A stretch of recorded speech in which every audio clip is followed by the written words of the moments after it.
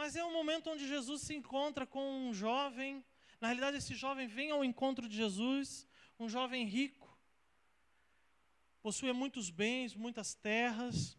E ele vem até Jesus, ele faz um questionamento para Jesus. Jesus, o que eu preciso fazer de bom para herdar o reino dos céus? E aí o diálogo entre Jesus, ele, tendo ali como os ouvintes, os apóstolos, né, alguns homens que seguiam também Jesus, os discípulos, né? Jesus, no final desse diálogo, Jesus ele diz o seguinte: olha, venda tudo que você tem e distribua aos pobres, então me siga.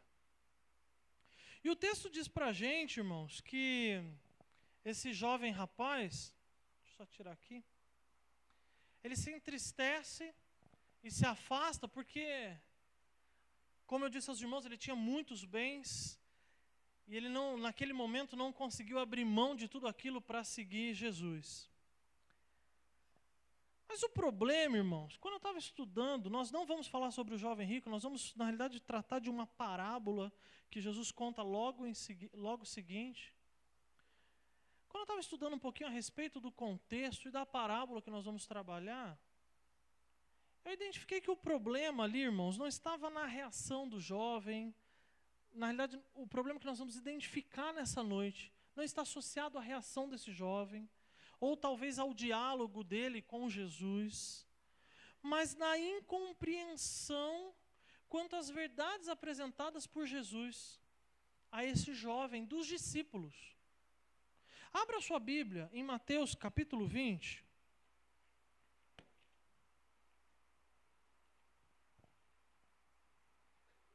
Mateus capítulo 20.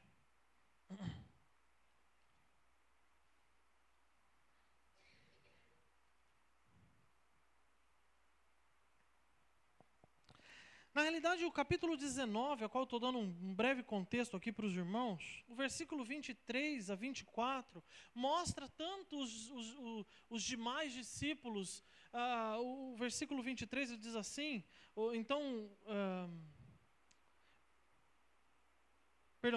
versículo 25 diz assim: ao ouvirem isso, os discípulos ficaram perplexos e perguntaram: nesse caso, então, quem pode ser salvo? E um pouco mais abaixo, no versículo 27, Pedro responde: nós deixamos tudo para seguir-te, o que será de nós? A falta de compreensão, irmãos, das verdades espirituais apresentadas ali por Jesus a esses homens, é que chamou muito a minha atenção. Homens que já estavam com Jesus há algum tempo, homens que estavam já presenciando os milagres, já haviam ouvido a respeito da salvação, haviam de fato aberto mão de suas vidas e seguido Jesus. Esses homens mantinham ainda algumas convicções frágeis no seu coração. E esse é um grande problema, irmãos. Costumeiramente, os irmãos têm percebido, o pastor Elcio citando, questões do tipo: momentos da nossa vida onde questionamos cumprimentos de promessas de Deus. Por exemplo, será que Deus vai mesmo cuidar de mim? Será que de fato Deus está zelando por mim nessa situação? Será que Deus está aprovando as minhas decisões, as minhas atitudes? Em alguns casos, nós chegamos ao limite das pessoas, por estarem confusas quanto à sua fé, questionarem até mesmo, em alguns quesitos, a salvação, dificuldades pessoais. Irmãos, nós passamos por isso. Quando eu estava lendo um pouquinho do contexto do capítulo 20, que é o que nós vamos estudar, e eu olhei para os questionamentos desses apóstolos, eu fiquei pensando: poxa, nós passamos por isso. Talvez alguns de nós aqui 10, 15, 20, 30 anos de vida com o Senhor, e nós passamos ainda momentos que questionamos. Talvez algumas áreas da nossa vida ainda frágeis, algumas convicções que precisamos ser lembrados costumeiramente. Jesus rapidamente identifica o problema aqui, irmãos, e trata imediatamente, provendo segurança para esses possíveis temores do coração desses discípulos. Mas logo depois que Jesus responde ali no versículo 28, versículo 29, Jesus decide contar uma parábola para esses homens.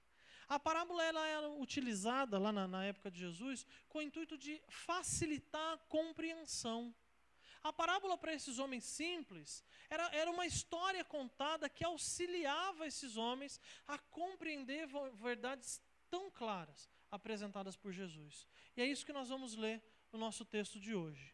Capítulo 20, dos versículos de 1 até o 16. Diz assim a palavra do Senhor: Pois o reino dos céus é como o proprietário que saiu de manhã cedo para contratar trabalhadores para a sua vinha. Ele combinou pagar-lhes 1 denário pelo dia e mandou-os para a sua vinha. Por volta das 9 horas da manhã, ele saiu e viu outros que estavam desocupados na praça. E lhes disse: Vão também trabalhar na vinha, e eu lhes pagarei o que for justo. E eles foram. Saindo outra vez por volta do meio-dia e das 3 horas da tarde, fez a mesma coisa. Saindo por volta das 5 horas da tarde, encontrou ainda outros que estavam desocupados e lhes perguntou: Por que vocês estiveram aqui desocupados o dia todo? Porque ninguém nos contratou, responderam eles. Ele lhes disse: Vão vocês também trabalhar na vinha. Ao cair da tarde, o dono da vinha disse ao seu administrador: Chame os trabalhadores e paga-lhes o salário, começando com os últimos contratados e terminando nos primeiros. Vieram os trabalhadores contratados por volta das 5 horas da tarde, e cada um recebeu 1 denário. Quando vieram os que tinham sido contratados primeiro, esperavam receber mais, mas cada um deles também recebeu 1 denário. Quando o receberam, começaram a se queixar do proprietário da vinha, dizendo-lhe: Estes homens contratados por último trabalharam apenas 1 hora, e o Senhor os igualou a nós que suportamos o peso do trabalho e o calor do dia.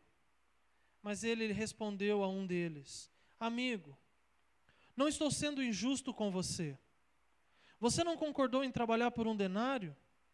Receba o que é seu e vá. Eu quero dar o que foi contratado por último, o mesmo que lhe dei. Não tenho direito de fazer o que quero com o meu dinheiro? Ou você está com inveja porque sou generoso? Assim, os últimos serão os primeiros, e os primeiros serão últimos. Fechar os nossos olhos, vamos orar, irmãos? Pai querido, clamo ao Senhor, Deus, pela Tua palavra, que ela ministre ao nosso coração, que ela trate de fato áreas que precisamos ser relembrados quanto à nossa vida com o Senhor, Pai. Eu peço que, a começar de mim, haja muito temor nos nossos corações, para que permitamos que a Tua palavra confronte-nos e que nos tornemos melhores para o Senhor ao sair daqui, Deus querido. Nos ajuda a colocar em prática cada proposta apresentada pela Tua palavra nessa noite. No nome santo de Jesus eu oro e agradeço ao Senhor. Amém.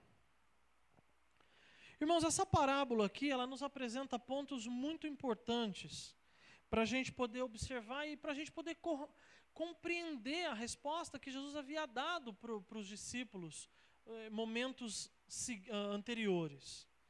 A primeira proposta que eu queria trazer aos irmãos aqui, na verdade, o primeiro ponto importante, a primeira frase importante aqui que nós poderíamos extrair desse texto é a seguinte: esse texto nos mostra a realidade dos desocupados. Jesus, contando essa parábola, ele vai apresentar aos seus ouvintes a realidade de homens que vivem desocupados. Eu queria reler com os irmãos, só para a gente manter bem fixado aqui na nossa mente, os versículos de 1 a 7. Diz assim: Pois o reino dos céus é como um proprietário que saiu de manhã para contratar trabalhadores para a sua vinha. Ele combinou pagar-lhes 1 denário pelo dia e mandou-os para a sua vinha.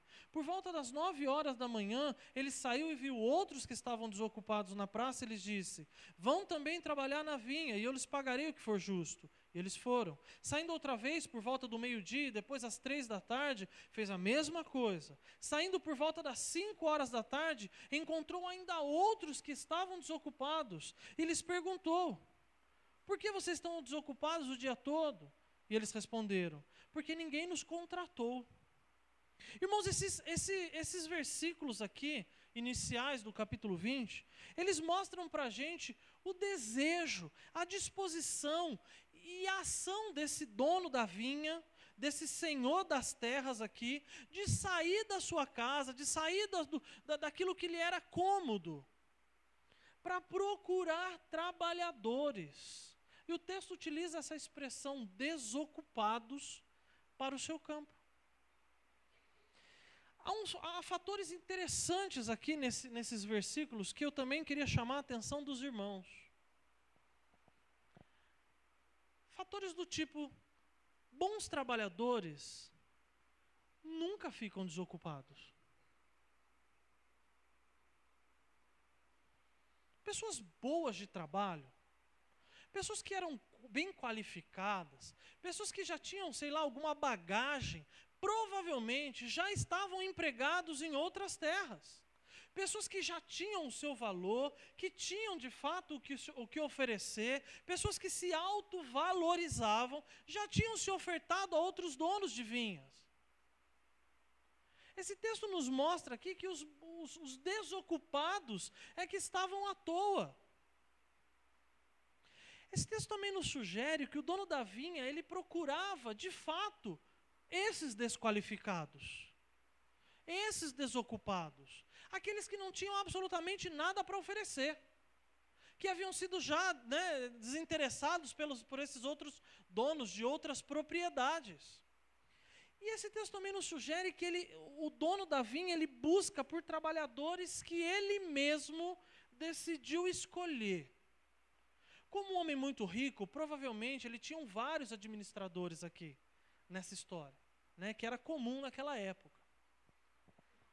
Normalmente, esses administradores saíam e contratavam os funcionários. Mas no caso aqui da nossa história, da nossa parábola contada por Jesus, o próprio dono da vinha se vê na decisão do seu coração de sair e escolher cada trabalhador, cada desocupado, desqualificado da rua, para vir para a vinha trabalhar. Fica claro para a gente aqui, irmãos, que de fato Jesus, ao contar essa parábola, ele tá se referindo que o dono da vinha é o próprio Deus. Que a recompensa do trabalho desses homens é o céu. E que esses trabalhadores desocupados, desqualificados, inúteis, somos nós.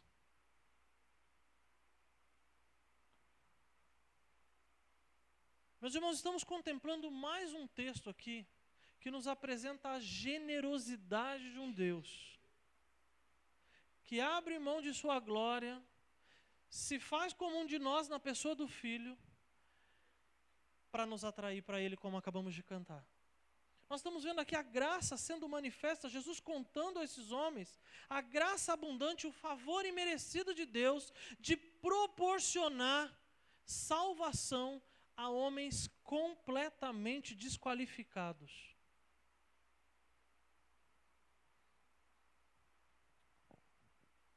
O que mais me chamou a atenção, irmãos, e eu confesso aos irmãos que a princípio, quando eu li esse texto, sem compreender um pouco o que estava acontecendo antes, eu tive um pouco de dificuldade de entender aonde Jesus estava querendo chegar a respeito de tudo aquilo que ele aborda aqui. E como a princípio nos choca a relação que o próprio Deus nos apresenta aqui, homens com a condição de desocupados, desqualificados. Provavelmente, enquanto eu estava contando a história, a gente estava lendo aqui, os irmãos estavam pensando nos crentes que provavelmente já foram salvos e que estão, assim, em algum momento da sua vida aí desanimados, ou não estão a serviço. Não, esse texto aqui ele nos apresenta a salvação, o plano de Deus de resgatar o homem perdido. E essa verdade, irmãos, também é apontada pelo apóstolo Paulo num outro momento, onde Paulo apresenta a condição do homem sem Deus, no livro de Romanos capítulo 3. Ele, ao olhar para a condição do homem, olhando para dentro dele mesmo, ele chega à conclusão de que não há nenhum justo, nenhum sequer. não há ninguém que entenda, ninguém que busque a Deus. Todos os homens se desviaram, tornaram-se juntamente inúteis. Não há ninguém que faça o bem, não há nenhum sequer. E eu confesso aos irmãos que essa doutrina, né, a doutrina da depravação humana, depravação total do homem, quando eu tive o primeiro contato com ela, lá na classe de doutrina, para me batizar, lá em 97, a princípio aquela doutrina me soou tão ruim, porque não era cabível para mim, que não havia absolutamente nada em mim, nenhuma qualidade boa que eu pudesse oferecer para Deus, ou que então Deus pudesse, ao olhar para o meu coração, decidir me amar e me escolher. Não, tinha que ter alguma coisa, ou o meu esforço, ou então aquilo que eu já havia aprendido, que eu pudesse oferecer, que eu pudesse contribuir para Deus, que eu pudesse contribuir para a igreja, ou sei lá, o meu senso de generosidade, de bondade, de altruísmo. Mas a Bíblia é clara no quesito de que nós somos totalmente inúteis. Não temos absolutamente nada para oferecer a Deus. E mesmo assim, irmãos, a grandeza desse texto nos apresenta o amor de Deus, que decidiu então deixar a sua glória e vir salvar o homem perdido, presenteando o homem com a salvação e a vida eterna. Temos consciência dessa verdade? E a resposta para você, que já congrega, que já faz parte de um ensinamento, a qual a doutrina da eleição ela é pregada de forma assim contínua, rapidamente a gente traz a nossa resposta à língua. Não, pastor, eu sei. Eu não tenho absolutamente nada para oferecer a Deus. Nossa, o Deus olhou para mim e decidiu me amar. Mas como mantemos essa verdade nas nossas atitudes, irmãos, no decorrer da nossa vida com Deus?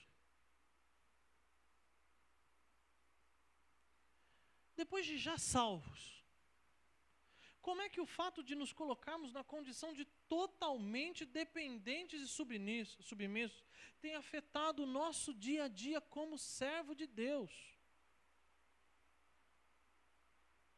Como é que a certeza da salvação por um favor imerecido, uma graça que me alcançou e que gentilmente, mesmo olhando para mim, me vendo como um inútil desocupado, decidiu me amar e me atrair para Ele, como é que isso tem afetado o meu relacionamento como igreja de Cristo? Irmãos, diante de tanta luta, das lutas cotidianas nossas, quando nós estamos ali com o cinto apertado, com problemas financeiros, com alguns problemas relacionais, conjugal, problemas com os nossos filhos, às vezes uma situação difícil ali na igreja, relacional com alguém, ou algum problema desses que vem mesmo de saúde, de morte, de tristeza, coisas que são comuns. Diante dessas lutas, os irmãos concordam comigo que fica mais fácil a gente identificar a nossa fragilidade como homens. Como parece que diante dessas lutas, a dependência, o estado de totalmente entregues a Deus, ele é mais vivido por nós.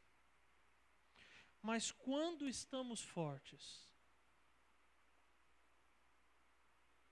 eu estou falando agora para os crentes, aqueles que já entregaram o seu coração a Jesus Cristo, que já foram alcançados pela graça. E quando estamos fortes? Quando tudo está bem? Quando aos nossos olhos está tudo certinho? Os nossos planos estão se concretizando? A nossa vida financeira está estável? Aquilo que a gente havia projetado para frente, de sonhos, de desejos, está tudo acontecendo do jeito certinho. A igreja está uma delícia. A convivência com os irmãos está uma bênção, está uma delícia. Continuamos vivenciando e na prática nos colocando na condição de dependentes imerecedores, sem nada para oferecer a Deus?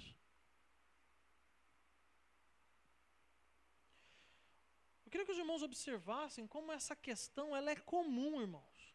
Comum ao ponto dos apóstolos, diante da resposta que Jesus dá ao jovem rico, os apóstolos estavam seguindo há tanto tempo já Jesus, um olha para o outro e diz assim, ué, o que será de nós?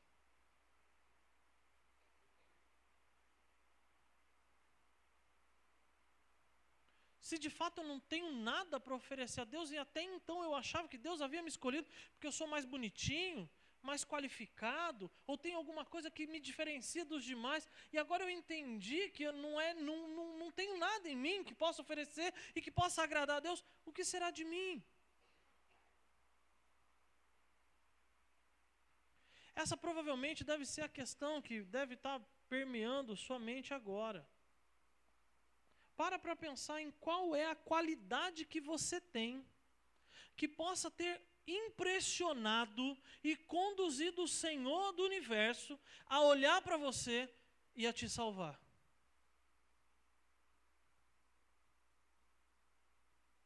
O que Deus, ao olhar para mim, uma qualidade que Ele deve ter encontrado em mim, que me tornou diferente daquelas pessoas que ainda não foram alcançadas pelo precioso sangue de Cristo Jesus.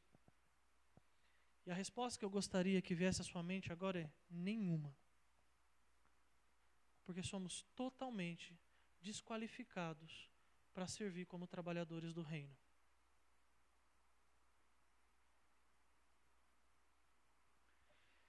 Jesus, ao contar essa parábola, a primeira coisa que ele chama a atenção dos seus apóstolos era para a realidade dos inúteis, dos desocupados, dos desqualificados. Talvez a nossa maior dificuldade, irmãos,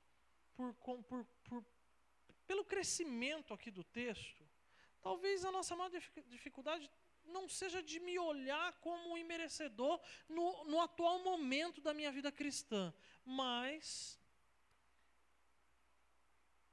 a dificuldade que eu tenho de ver que o outro está sendo atingido pela graça de Cristo Jesus.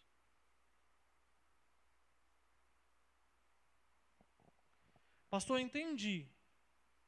Eu entendi que eu não mereço, que eu estou na condição de desqualificado, que a Bíblia me diz que não há um justo, nenhum sequer. Também é fácil entender que o outro é tão pecador como eu, que ele não merece a graça de Deus. Todos nós, homens, estamos na mesma condição. Mas, irmãos, como é difícil conviver com a graça de Deus em alguns momentos da nossa vida cristã, quando nos perdemos diante do nosso alvo, conviver com Deus restaurando e usando pessoas à nossa volta que consideramos serem mais desqualificadas do que nós. Como é difícil ver Jesus salvando pessoas que para nós são merecedores do inferno. Que a gente passaria longe daquelas pessoas, que a gente as trataria como lixo mesmo. Como é que pode Jesus olhar para aquela pessoa que ela é terrível? E como é que Jesus pode tratá-la, salvá-la e usá-la? E Jesus olha eu aqui.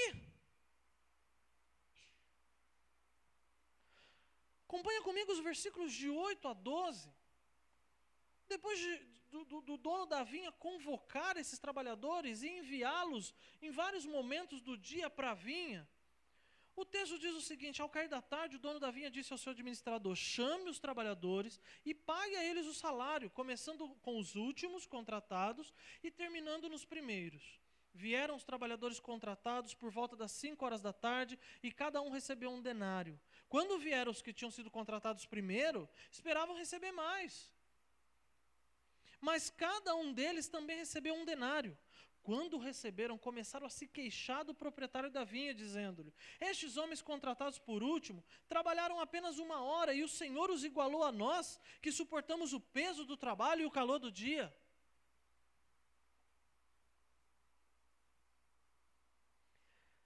Talvez eu não seja o mais qualificado, mas com certeza sou mais qualificado do que ele. Mas com certeza eu sou bom muito melhor do que ele. O versículo 8, irmãos, em particular, ele mostra para a gente aqui a ordem clara do dono da vinha.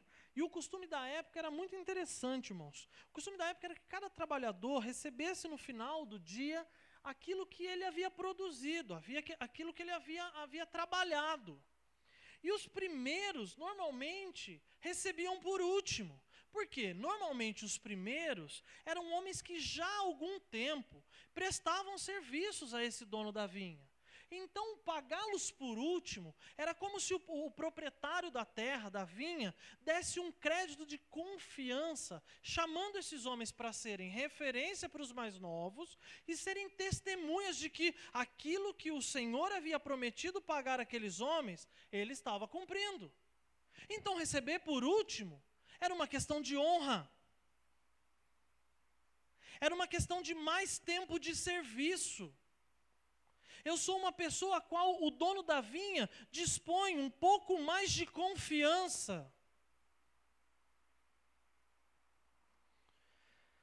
O texto nos diz que esses trabalhadores, para nossa surpresa, já que era um costume da época, decidiram nesse momento aqui não cumprir o seu papel. Eles conheciam muito bem o dono da vinha. Eles sabiam que o dono da vinha era um homem extremamente justo, generoso, inclusive porque ele havia os encontrado na rua e dado a oportunidade de se tornarem trabalhadores daquele campo.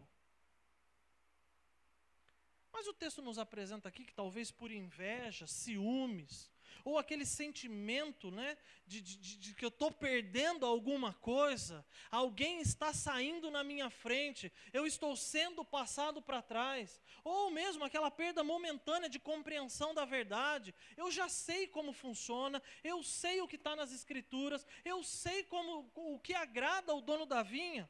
Esses homens passaram a questionar a graça. Eu queria que os irmãos observassem que eles não questionaram a existência de novos trabalhadores. Eles questionaram a graça do dono da vinha, de ofertar aquilo que ele desejava a cada homem.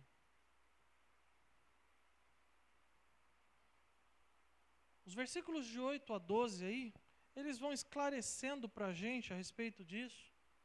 E talvez, irmãos, não questionamentos em relação à salvação, mas questionamentos que surgem às vezes entre nós, no nosso convívio diário como a igreja. Isso nos leva a termos algum tipo de dificuldade de compreender e aceitar que o outro, aquele que nós menosprezamos mais, ou que tratamos como menos qualificado do que nós, esteja naquele momento exercendo uma função de privilégio de servir ao Senhor. É óbvio que a gente não fica aqui questionando quem vai ser salvo ou deve ser salvo ou não. Mas quantas vezes nós temos que tratar esse tipo de situação dentro da igreja? De pessoas talvez por se acharem com mais tempo de vida cristã, ou que ofertam mais, ou que já foram tão disponíveis e trabalharam tanto na obra, ou que tenham uma bagagem de conhecimento teológico ou conhecimento bíblico, se julgam em algum momento mais qualificado para exercer a obra do que aquele a qual o Senhor da vinha decidiu usar naquele momento.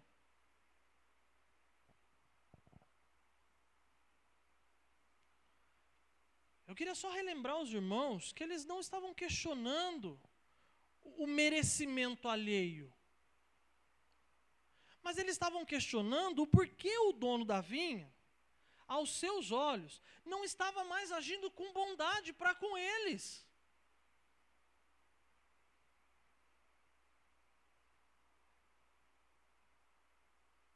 Aquilo que o dono da vinha havia prometido para eles, irmãos, que era 1 denário desde o princípio, se tornou insuficiente.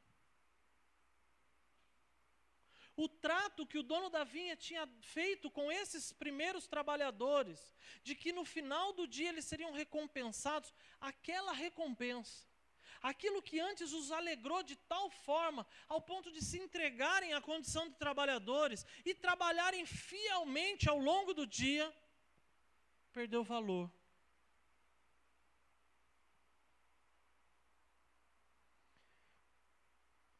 E agora, de generoso, o dono da vinha passou a ser devedor.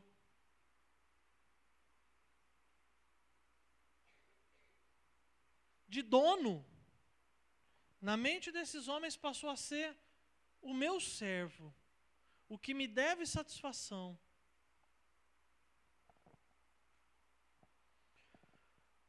Irmãos, como esse sentimento de passados para trás, ele ainda persiste na nossa vida cristã. Em determinados momentos da nossa vida, a gente traz questionamentos do tipo, por que não mais eu? Por que o outro? Porque naquela época tudo era tão melhor? Porque eu fazia tanto, eu já dei tanto, eu já ganhei tanto, Eu não sei, mas nós lutamos constantemente com aquele sentimento de sermos atacados, desvalorizados no meio do povo de Deus. E eu não sei os irmãos, eu vou falar por mim. Creio que se os irmãos são tão desqualificados quanto eu, a resposta vai ser a mesma. Quando eu me sinto atacado ou desvalorizado, eu ataco rapidamente sem pensar duas vezes. Eu vou fazer de tudo para desqualificar outra pessoa, para desmerecer o trabalho dela, para que eu continue na minha posição de supervalorizado. Porque em determinados momentos da nossa vida, quando perdemos o foco de quem é o dono da vinha, passamos a tentar controlar quem são aqueles que vão trabalhar e como vão trabalhar. O pagamento e a recompensa, irmãos, se torna insuficiente para nós. Qual é a nossa recompensa? O que Jesus nos prometeu, irmãos?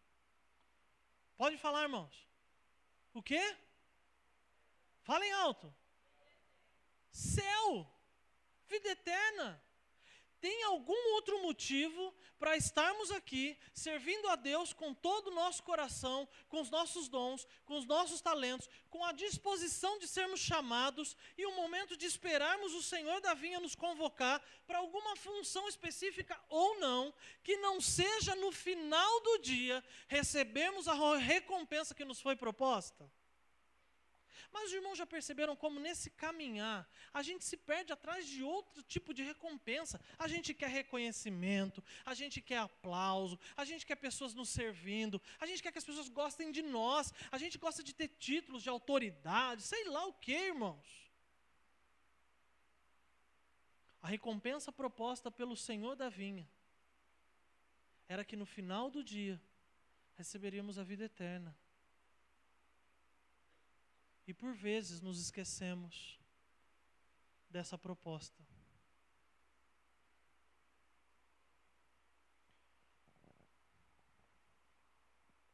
Querido irmão, seja bem sincero no seu coração. O pagamento e a recompensa se tornou insuficiente para você? O que nós estamos desejando a mais? Deus tem sido muito injusto com você, porque Ele tirou da situação sua de desocupado, inútil, me tirou lá da rua, onde ninguém mais me queria, onde eu não seria aceito por ninguém, ninguém resolveria o meu problema de inutilidade, de desocupação. Deus tem sido injusto porque tem abençoado a outros, usado a outros, recompensado a outros, para que a sua obra seja feita.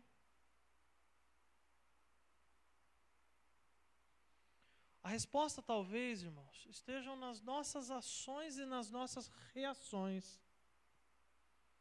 E eu queria fazer uma pergunta para a gente continuar adiante aqui no nosso capítulo. Você, como trabalhador convocado pelo Senhor, com a proposta de receber no final do dia a recompensa e a herança, de verdade, você está disponível?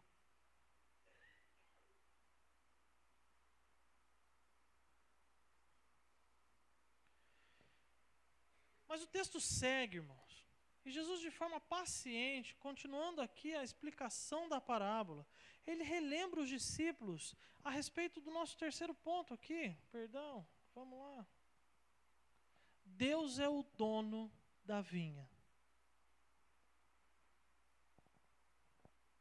Fica claro, irmãos, que o Senhor da vinha, ele se apresenta como dono, generoso, justo. Ele chama um daqueles murmuradores, ele traz a sua presença e diz: amigo. Essa palavra, irmãos, ela tem um significado muito interessante aqui. Porque o dono da vinha deveria tratá-lo como servo, escravo, empregado. Devia relembrá-lo da sua desocupação, inutilidade e merecimento. Mas ele faz questão de chamar aquele a quem ele escolheu, gentilmente o convidou para trabalhar no seu campo, lhe oferecendo a recompensa no final do dia de amigo.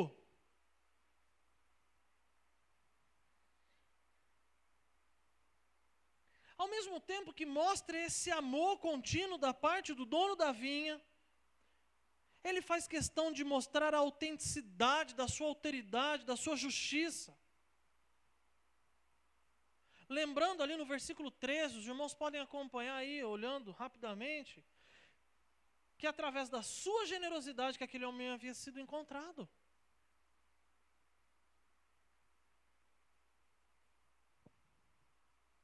Ele também relembra esse murmurador, descontente,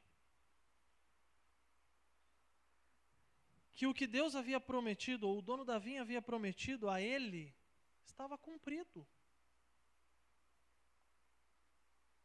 Então aquele questionamento era incabível sobre a sua justiça e sobre a sua generosidade, a não ser que o coração invejoso daqueles homens estivesse sendo exposto aqui.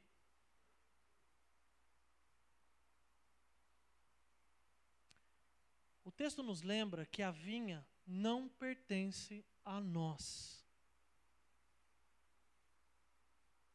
A vinha pertence ao dono dela. A salvação não pertence a nós. A salvação pertence ao dono dela. A igreja não pertence a nós. Ela pertence ao dono dela. Os dons e talentos que ele nos permitiu usar para serviço da igreja não pertence a nós, mas ao dono dela ou delas. E a nós, queridos irmãos, cabe simplesmente estarmos disponíveis e prontos para servir.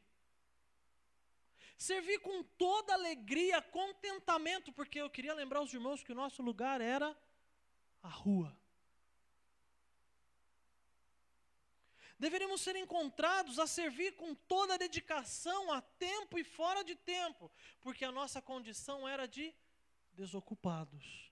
Mas pela graça, hoje, trabalhadores, aguardando o momento de recebermos a recompensa.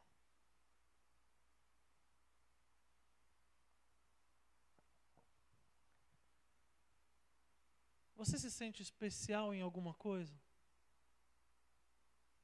Queria afirmar para você que Deus ele não procura especiais.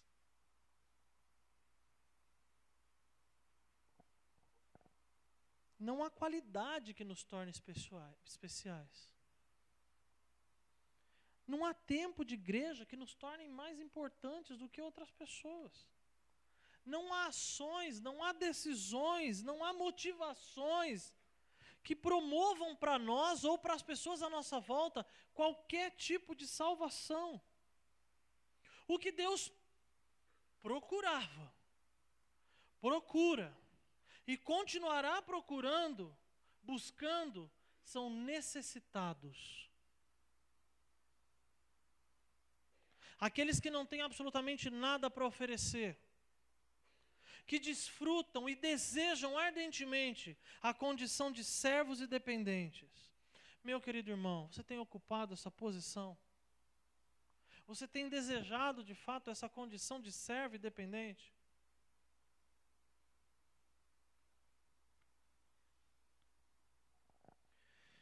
Eu não sei quais são as dificuldades que você tem enfrentado. E talvez essas dificuldades estejam te levando à condição de repente, questionar a bondade de Deus com a sua vida, com a sua família. Talvez existam algumas áreas aí que você tem pensado, mas puxa vida, será que Deus não está vendo? Será que Ele se esqueceu de mim? Eu estou vendo outro ali, está tão bem, tá tão cuidado. Né? Eu queria lembrá-lo das 3 verdades que nós aprendemos nessa noite. A realidade nossa como desocupados. A dificuldade que temos de ver no outro sendo atingido pela graça. E a permanência da convicção no nosso coração de que Deus é o dono da vinha. Tudo isso, esses 3 pontos, nos arremetem na seguinte ideia: somos salvos pela graça. Só estamos aqui porque Deus nos separou, nos escolheu e nos chamou.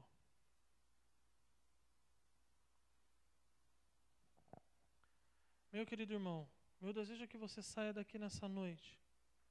Eu creio que os irmãos já têm contemplado o amor de Deus em sua vida. Mas o meu desejo é que nós saímos daqui nessa noite, irmãos, contemplando ainda mais o amor, a provisão, a generosidade, a misericórdia e principalmente a graça de Deus sobre nós. Não apenas provendo salvação, que é a recompensa proposta, mas como um Deus que nos ama infinitamente mais, Ele tem provido cada necessidade que temos sentido, irmãos. Ele tem de fato, e se eu pudesse dar a oportunidade agora aos irmãos de compartilhar aqui no microfone, Deus tem suprido além daquilo que necessitamos, que precisamos, que os nossos corações pudessem imaginar. Porque Ele nos ama. Estamos em tempo agora, irmãos, de trabalhar. Eu preguei há 2 semanas atrás, e teve uma frase que ficou muito marcada na minha mente, numa quarta-feira.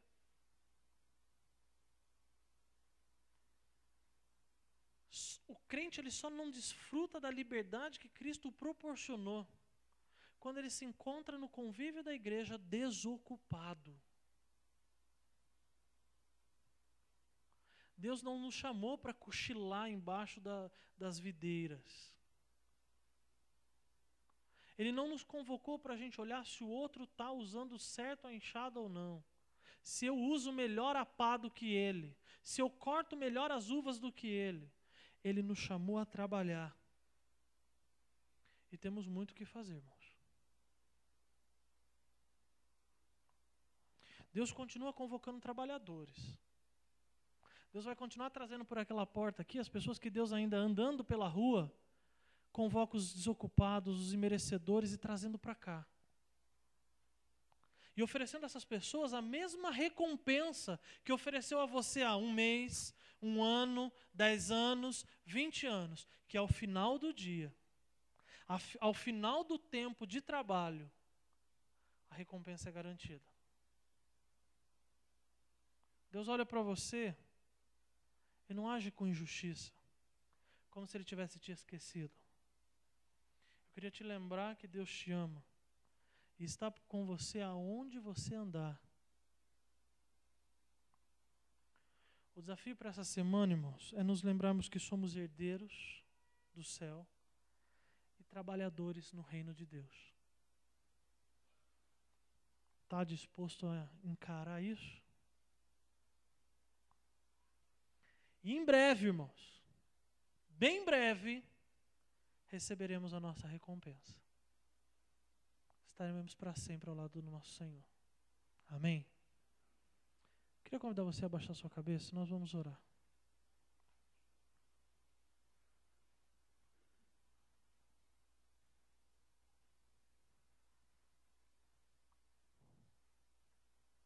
Arrogância.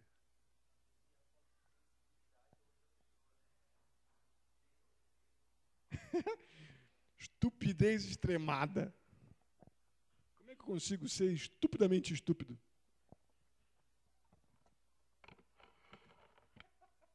Estupidamente estúpido é o cúmulo da arrogância, né? Vamos lá, arrogância. Tem uma ideia ali, quem tem mais a ideia sobre arrogância? Um tipo de soberba, de pré-potência. Eu sou poderoso em minha imaginação. Ninguém me atinge. Eu sou quase o super-homem sem capa. O que mais?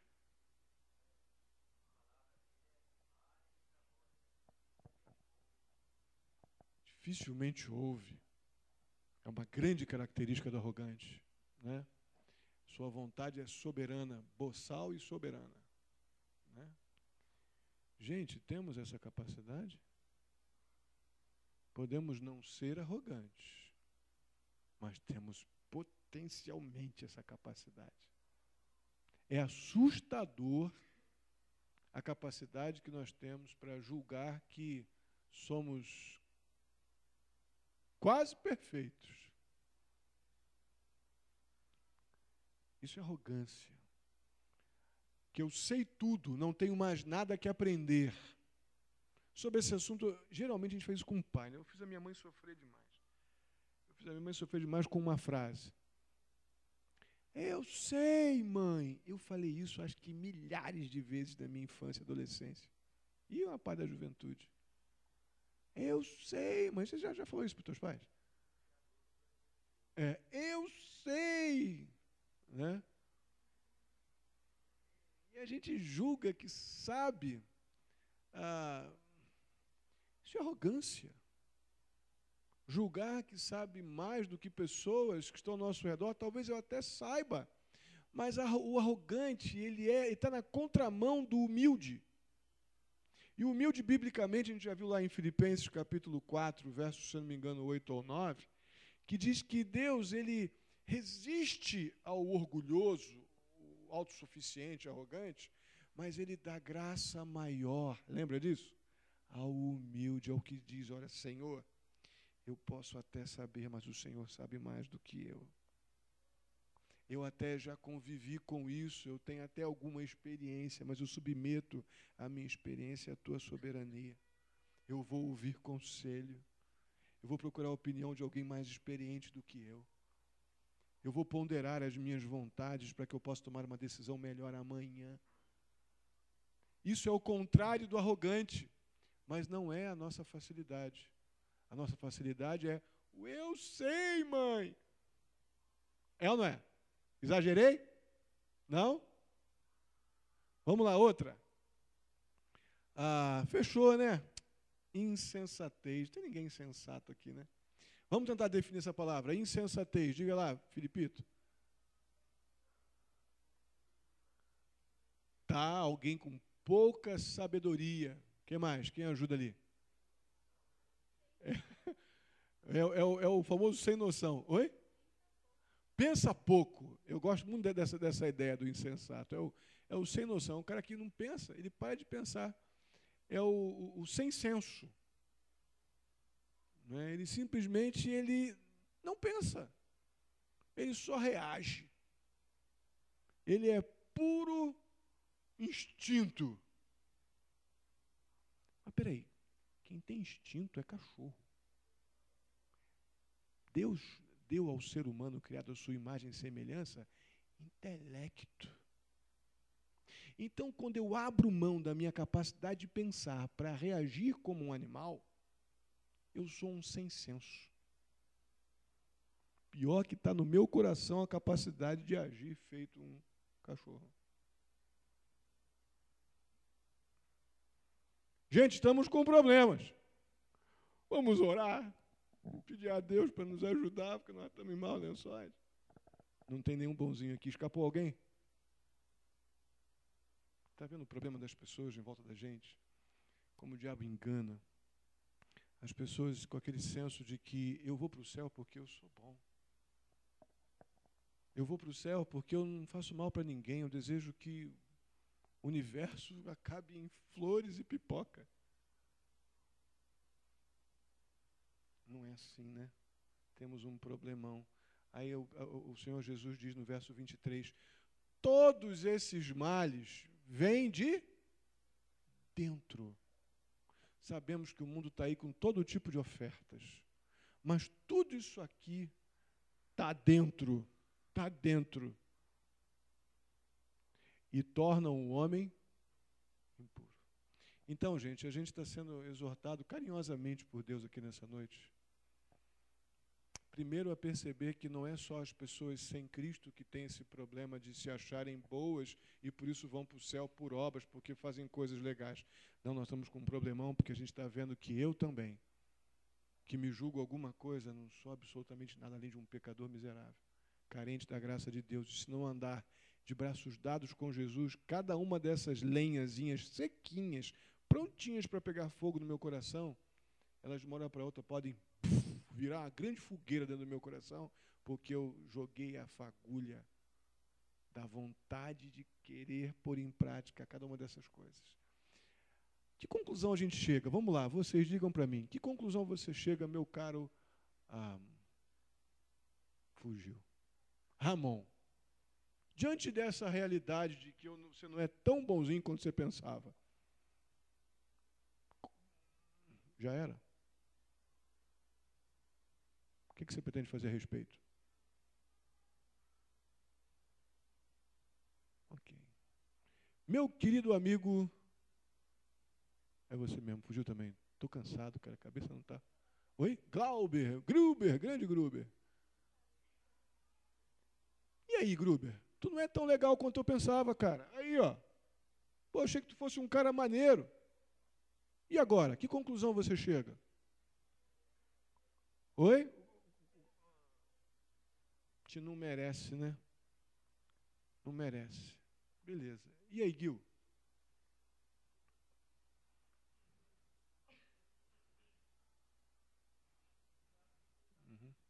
Está dentro.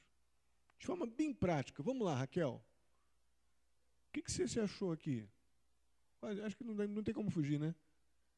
O que você vai fazer a respeito?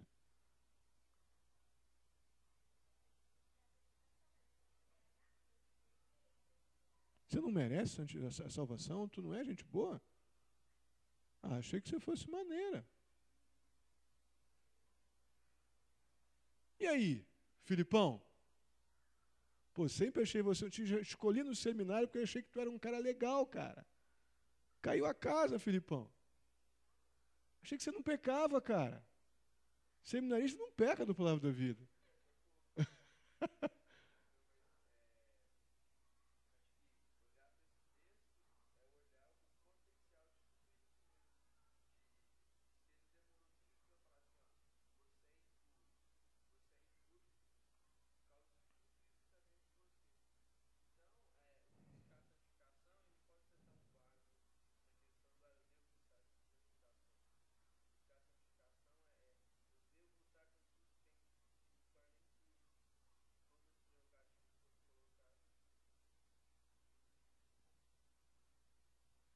Vocês percebem que santidade, repito, não é opção. Essa santidade de uma forma demagógica, é o sentido que a palavra tem, de separação. Se a gente se colocar em situações onde eu estimulo essas capacidades, gente, vai ficar tudo muito mais difícil. E a gente sabe que a gente faz isso. A gente se coloca em situações de risco. Você está vendo um tiroteio ali na rua. Aqui na rua, na frente desse portão aqui. Você vai sair daqui por aquele portão? Não, você vai sair por onde? Hein? Uns não vão sair, outros vão sair pelo outro portão, menos por aquele. Concordam comigo? Por que eu estou vendo que tem um tiroteio aqui no meu coração? Nessas áreas aqui, alguns tiroteios maiores do que outros. Por que eu vou na direção disso? Você quer tomar tiro? Tu é suicida? Ou Deus não vale tanto o que Jesus fez por você na cruz, que você se coloca em situações onde pecar não é um problema para você? Eu acho que a gente tem entendido que pecado é um problema. Né? Percebe a seriedade disso? Como não é um problema apenas do ímpio. Eu vou para o céu porque eu sou legal. Como nós vamos, agora sabemos, Deus nos deu a salvação como um presente pela graça, mas o nosso potencial para jogar isso no lixo é enorme. A graça de Deus que nos foi dada, a graça foi dada, eu já tenho parte dessa graça, nessa graça da minha vida, a graça salvadora. Mas olha o potencial que eu tenho para detonar o presente de Deus no meu coração.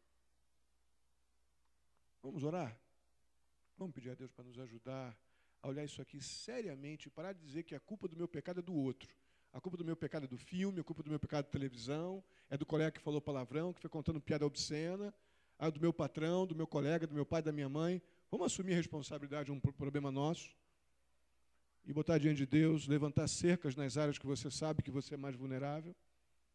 Dizer, Senhor, eu preciso da capacidade Tua para poder vencer e eu não vou transferir essa responsabilidade para o Senhor. A responsabilidade de sair desses ambientes é minha. O poder para vencer o pecado é Teu. Mas a responsabilidade de sair desses ambientes é minha. Vamos orar? Vamos pedir a Deus para nos ajudar? Santo e amado Deus, muito, muito obrigado. Obrigado pela Tua misericórdia, obrigado pela Tua graça, obrigado pela Tua palavra. Te agradeço muito por esse carinho Teu em nos dar nesta noite de forma tão tranquila a oportunidade de pensar nesse tema da bondade. Ó Deus, bom é o Senhor. Eu sou potencialmente mau. Bom é o Senhor que decidiu me amar em Jesus Cristo. E somente o Senhor em mim pode me afastar dessa terrível capacidade de produzir tudo que é coisa ruim, Senhor. Nós precisamos do Senhor. Ajuda-nos, ó Pai, a alegremente nos abraçar as verdades bíblicas que temos aprendido, a estarmos cheios do Espírito, falando entre nós com salmos, hinos, cânticos espirituais, dando graças ao Senhor por tudo em Cristo Jesus, para que possamos, cheios do Teu Espírito, ó Deus, discernir essas questões aqui e tomarmos decisões que nos afastam dessa capacidade que temos de produzir aquilo que não Te honra. Tem misericórdia, ajuda-nos, ó Deus. Muito obrigado por a gente poder pensar nisso e não nos perdermos, ó Pai. Sabemos o que fazer, ó Pai. Só não vamos reagir biblicamente a tudo que vimos e ouvimos se não quisermos, ó Pai. Tem misericórdia, nos ajuda a lembrar que o Senhor é bom. A Tua misericórdia, ela dura para sempre. E nós, pela Tua bondade e graça, temos nossos pecados confessados, perdoados por Jesus. Mas não podemos, ó Deus, facilitar a vida do pecado em momento algum. Nos ajuda nisso, eu te peço. Em nome de Jesus. Amém.